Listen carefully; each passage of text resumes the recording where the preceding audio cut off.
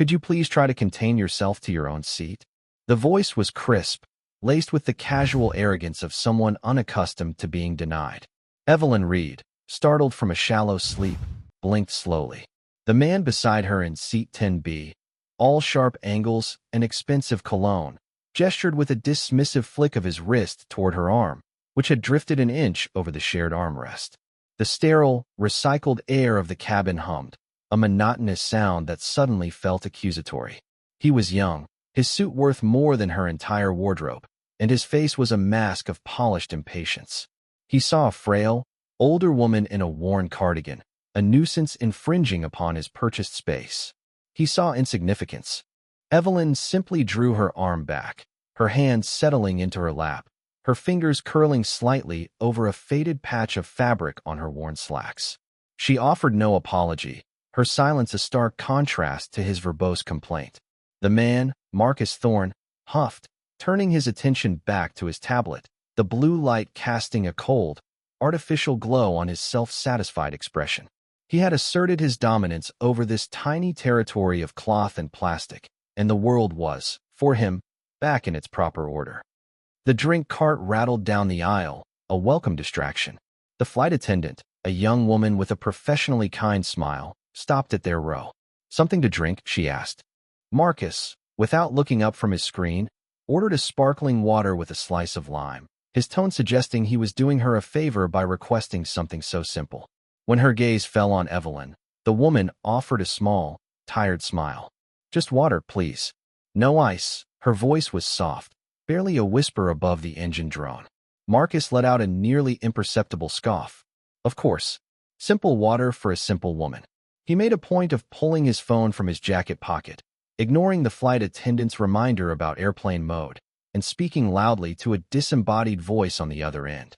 "John, the deal is closed." "Yes, the whole portfolio. Tell them our offer is final. They'll take it." They always do. He was performing, and the entire row was his unwilling audience. Evelyn took a slow sip of her water, her eyes fixed on the plastic cup in her hands. Her hands were old, the skin thin and mapped with veins, but they were steady, unwavering. On the inside of her right wrist, a sliver of dark ink peeked from beneath the cuff of her cardigan, the tip of a wing, perhaps, or a stylized feather, its meaning lost to time and faded lines. A sudden, violent shudder rocked the aircraft. A collective gasp swept through the cabin. Outside the small, oval window, the sky was a serene, unbroken blue, making the jolt all the more unsettling. Marcus gripped his armrests, his knuckles white. "What was that?" he muttered, his carefully constructed composure cracking. A few rows ahead, a child began to cry. The captain's voice came over the intercom, smooth and practiced, but with an undercurrent of tension that was impossible to miss. "Folks, we've hit a patch of unexpected clear air turbulence. Please return to your seats and fasten your seatbelts." As the plane bucked again, harder this time, Marcus shot a glare at Evelyn. She hadn't moved. Her hands remained resting in her lap, her gaze directed toward the window, but not at the sky. She was watching the wing, observing the flex and vibration of the airfoil with a detached, analytical calm. She was not afraid. She was assessing. Marcus misinterpreted her stillness completely. He saw a woman frozen in senile terror. Leaning toward her, his voice dripped with condescension. "It's just a little bump, ma'am," he said, patting her shoulder with a patronizing rhythm. "The pilots know what they're doing. Try not to worry." Evelyn turned her head slowly, her eyes meeting his for the first time. They were pale blue, the color of a winter sky, and held a depth that startled him. She said nothing, but in their quiet clarity, he felt a flicker of something he could not name. Not fear, not gratitude, but a profound and unnerving patience. The turbulence subsided, but the tension in the cabin did not. A new feeling began to spread, a quiet wrongness that prickled the skin. The flight attendants moved through the aisle with a forced calmness that was more alarming than panic. They exchanged clipped, worried glances. The cockpit door opened, and a flight attendant slipped inside, closing it quickly behind her. Whispers began to ripple through the rows. "What's going on? Did you see her face?" Then the captain's voice returned, but it was strained, the words slurring slightly. "Folks, we are experiencing a medical." The intercom clicked off abruptly. A moment of dead, Terrifying silence followed. It was broken by a different voice, younger, audibly panicked. The first officer. The captain is unresponsive. I don't feel well. The transmission ended with a choked gasp and the sickening thud of a body slumping against a control panel. Panic, real and unrestrained, erupted. It was a wave of pure fear. Then, the lead flight attendant's voice, trembling but clear, cut through the noise, using the cabin intercom. Her words fell like stones into the horrified silence. Is there a doctor on board? And listen to me carefully. Are there any military pilots on this plane? The question hung in the air, surreal and horrifying. A doctor, yes. But a military pilot?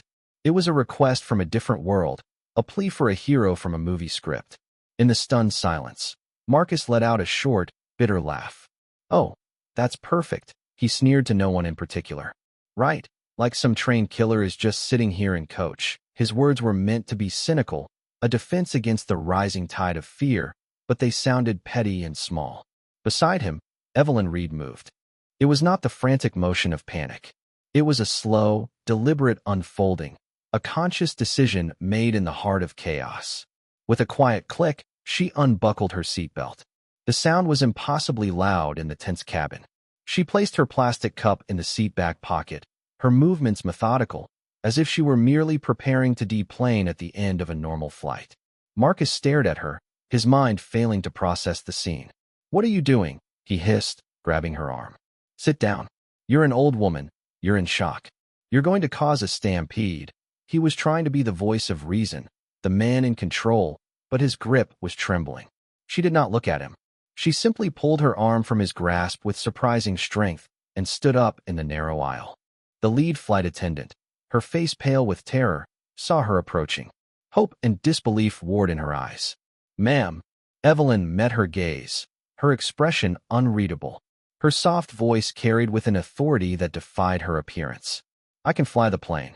The flight attendant stared for a heartbeat, her training providing no protocol for this moment. She saw a woman who looked like her grandmother, offering to take control of a 70-ton machine falling from the sky. But there was something in Evelyn's eyes, a certainty, a complete absence of doubt, that cut through the panic. She nodded, her throat tight. This way. As Evelyn walked toward the front of the plane, a path cleared for her. The passengers, moments before a panicked mob, were now silent witnesses to this bizarre, desperate gamble. Whispers followed her like a rustling wind. Who is she? Is she crazy? Marcus remained in his seat, his mouth agape. The world had ceased to make sense. The frail, insignificant woman he had belittled was now walking toward the cockpit, the last hope for 300 souls. The heavy cockpit door swung open, revealing the terrifying scene inside. Two slumped, uniformed figures, and then closed, sealing Evelyn inside with them. For a long, agonizing minute, the only sound was the hum of the engines and the frantic, muffled sobs of a few passengers. The plane dipped sickeningly to the left. A collective scream went up. Then, just as suddenly, the wings leveled. The descent softened. The erratic motion smoothed into a controlled, stable glide. A new voice, calm and professional, came over the intercom. It was the lead flight attendant. Please remain calm and stay in your seats. The situation is being managed. The cabin speakers crackled again. But this was not the flight attendant. It was Evelyn, her voice transformed.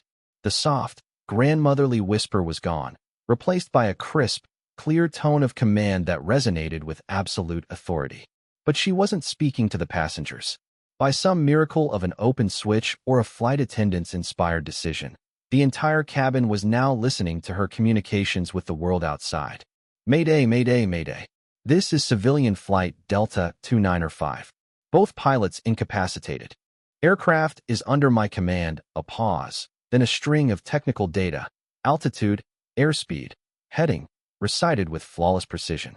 A voice from an air traffic controller, tinny and distant, crackled back, thick with disbelief. Delta 295, repeat, who is flying the aircraft? There was no hesitation in Evelyn's reply. Affirmative, tower. Aircraft is under control. I am a certified pilot. Requesting immediate emergency vector to the nearest suitable runway. I suggest Langley. The specificity of the request. Langley Air Force Base, sent a fresh wave of confusion through the cabin. Why a military base? The controller, overwhelmed, handed them off. Delta 2905, contact Langley approach on frequency 127.4. Evelyn's reply was immediate. Switching to 127.4. Delta 2905, out. The sheer competence was baffling. It was like watching a master artisan at work, a lifetime of skill condensed into a few terse, perfectly executed phrases. A new voice filled the cabin, deeper and more commanding than the civilian controller. Delta Flight, this is General Vance at Langley Tower. To whom am I speaking? The authority was absolute. Marcus Thorne felt a cold dread pool in his stomach. This was real. This was happening. Evelyn's voice answered, still impossibly calm. General, I have the aircraft. Single occupant in the cockpit with 2 incapacitated pilots. Requesting a straight-in approach and full emergency services on the ground, General Vance's tone sharpened. Ma'am, you are entering restricted military airspace. I need to know who you are. State your qualifications. Now there was a brief pause. For the first time, a hint of something other than pure control entered Evelyn's voice. It wasn't hesitation. It was memory. General, my qualifications are dated. I flew the T-38 Talon, the F for Phantom. My last active call sign was Wraith. The name fell into the cockpit and echoed through the silent cabin. Wraith. It meant nothing to the passengers. But in the control tower at Langley, it was a thunderclap. A long silence stretched over the radio. When General Vance spoke again, his voice was completely different. The command was gone, replaced by a tone of stunned, reverent disbelief. Wraith? Stand by. The passengers could hear muffled, urgent voices in the background of the tower's transmission. Then Vance came back on, his voice tight with emotion. Ma'am? Evelyn? Is that you? Captain Evelyn Reed. Her reply was quiet. It is, General. And then, for the benefit of his crew, and for the 300 souls on the airplane, General Vance began to speak, his voice now a conduit for history. My God, this is Captain Evelyn Wraith Reed. She was with the 4,450th Tactical Group.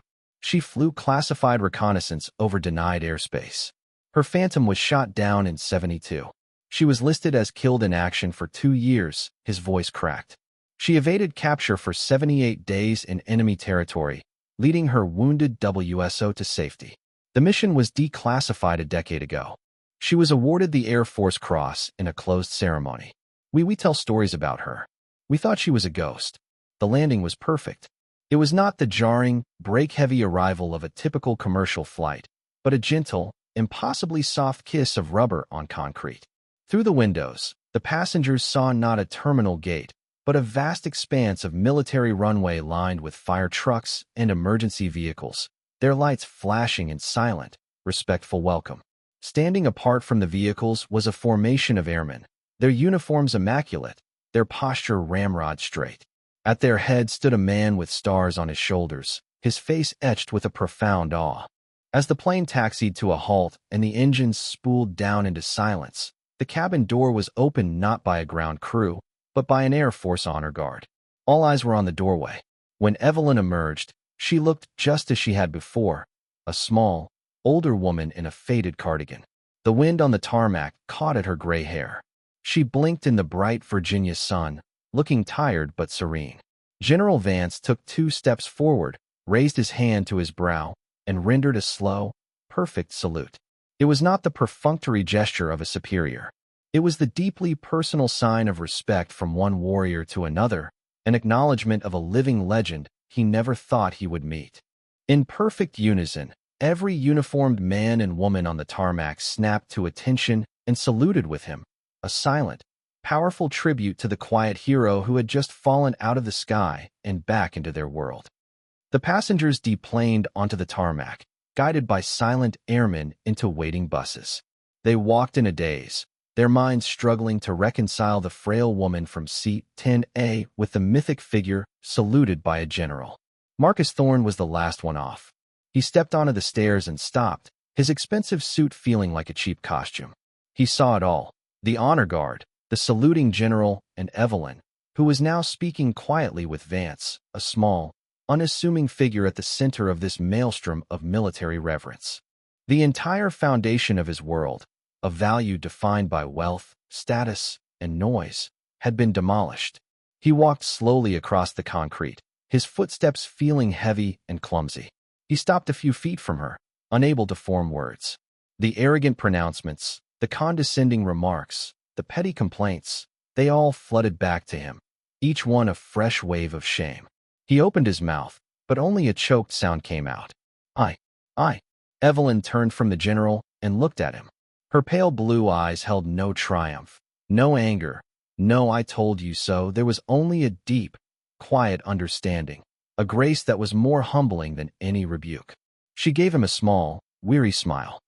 "It's a long flight," she said, her voice once again the soft whisper it had been in the cabin. "We all get a little tired." In that simple sentence, she offered him not condemnation, but forgiveness. She gave him redemption without demanding an apology. As she turned back to the general, who was holding out a cup of coffee for her, Marcus stood frozen, a changed man on a military runway, having just learned that true strength isn't in what you announce to the world, but in the silent sacrifices you are willing to make, and the quiet dignity with which you carry their weight.